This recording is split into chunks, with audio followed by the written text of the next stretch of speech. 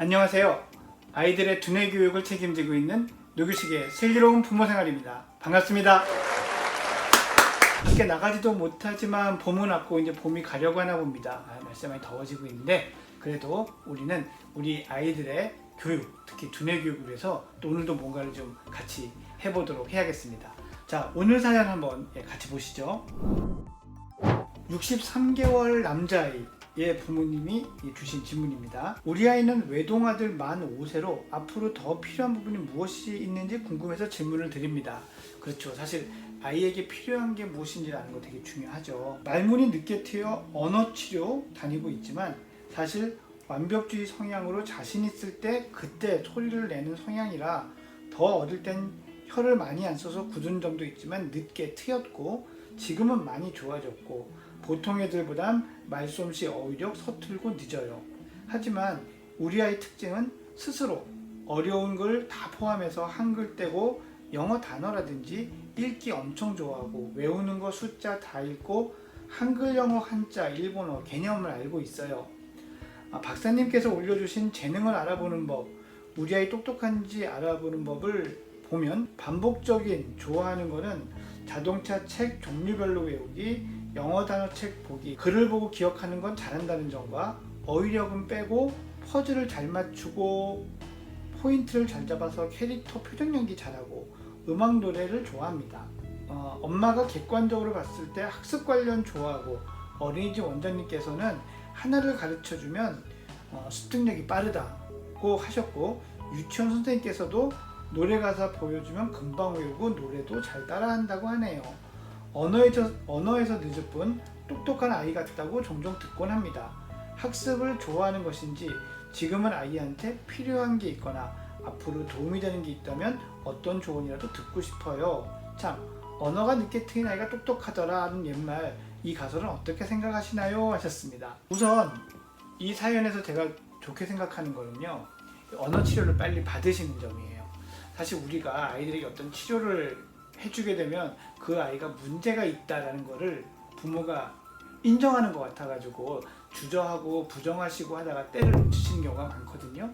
그런데 이 아이들의 치료, 아이들에게 주는 도움이야말로 일찍 주면 정말 나중에 그 가래로 막을 걸 호미로만도 막을 수 있습니다. 특히 이 언어는요, 이 때를 많이 놓치면 예를 들면은 한 6세 이전까지는 1년 정도가 늦어지면은 좀 치료해야 된다라고 하는데 7세가 넘어서면 6개월만 늦어도 이건 문제가 있다. 또 이 나이 때는 이 차이가 좁혀지지 않을 가능성이 크다.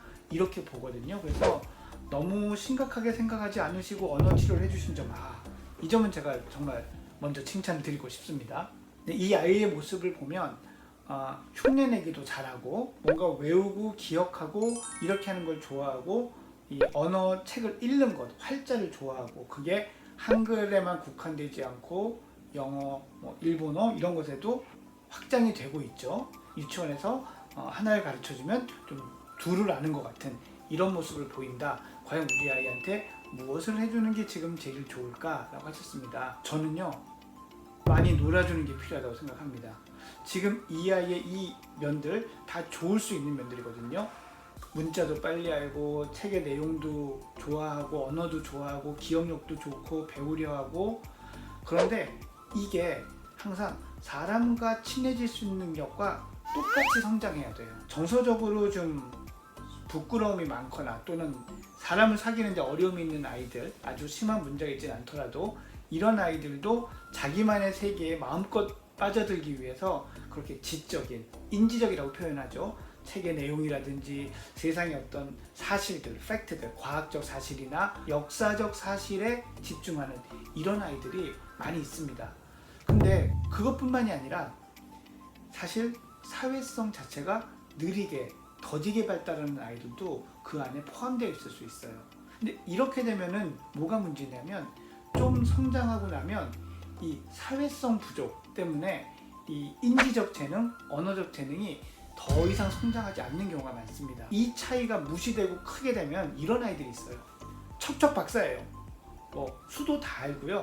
어려운 사회 용어도 다 알고 과학 용어도 알고 역사도 압니다. 근데 이것들을 활용하는 능력이 떨어져요. 제가 이제 이런 아이들을 좀 가르쳐서 척척박사형 아이들이라고 하는데요. 묻는 말에 대답은 잘하지만 실제로 이걸 가지고 활용하는 능력은 떨어지는 경우가 많거든요. 그러면 이게 이 아이의 어떤 기억력 이런 게 고등학교를 졸업할 날쯤 되면 사실은 그다지 의미가 없어지는 경우가 많거든요. 제가 권해드리는 건 어머니께서 제일 먼저 현재 상황에서 보실 건 우리 애가 친구들하고 잘 노나? 유치원에 애들하고 즐겁게 노나? 나랑도 말로 많이 하고 대화하고 장난치면서 노는지 이걸 봐주시는 게 되게 중요하다고 생각합니다. 그리고 아이가 이를테면은 뭐 그리기, 만들기, 요리하기, 노래하기 이런 문화적 즐거움들을 잘 나누는 아이들인지 또 다른 사람을 도와주고 싶어하고 그럴 때 또 기뻐하는 아이인지 이것을 보시는 게 지금 먼저 필요할 것 같고요. 그런 것이 괜찮다라고 한다면 그 다음엔 얘가 좋아하는 영역에서 바로 그 다음에 얘가 궁금해하는 것 이런 것들을 좀 자료나 어떤 재료나 그런 계기들을 찾아주는 것 이게 이제 부모님들이 해주셔야 될 단계가 되거든요. 자, 단계를 꼭 기억해 주십시오.